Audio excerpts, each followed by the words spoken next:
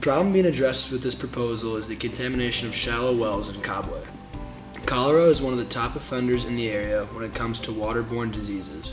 Approximately 90% of water consumed in Makalulu, an informal settlement, is highly contaminated by fecal coliforms. Since many of the residents do not use the communal water taps provided, we decided to find an alternative method that would allow residents to continue to use their preferred water source. This will hopefully benefit the health of the community by decreasing the risk of infection. The method we are proposing is the solar water disinfection, or SODIS method. The SODIS method is very simple and great for areas such as Kabwe, where access to large manufactured items is limited, especially in large quantities. The process for disinfecting the water consists of two main steps. The first step would be to collect the water from the well or other source using clear plastic or glass bottles. The second step would be to let the water sit in the sun for at least 6 hours. If the water still looks murky after 6 hours, additional time may be necessary. The only materials needed would be, of course, the bottles in which the water will be collected and stored. Here's an image that shows the process of solar disinfection. This process has been used in several other African countries, such as Uganda, and has provided many people with clean water.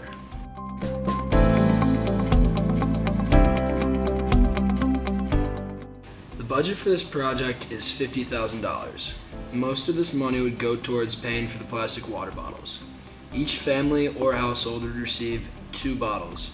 The bottles can be reused for at least 6 months and up to a year.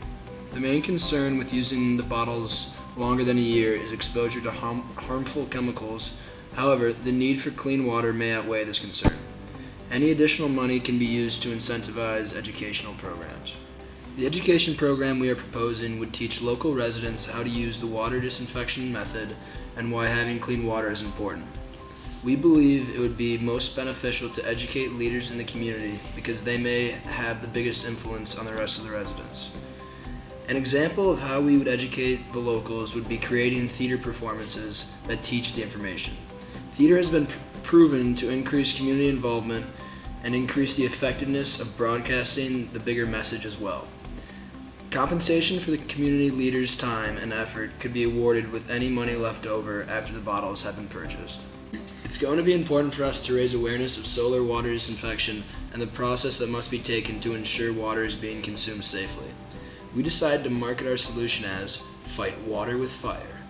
We believe this is a creative way to relay the basic idea behind our solution. We'll have posters set up throughout the community to inform people of the benefits of our solution. These posters can be placed at popular gathering spots such as the local bar. Our education program will also serve as a key marketing channel. For example, a trained professional can show community members the process of UV radiation and how it successfully filters the water.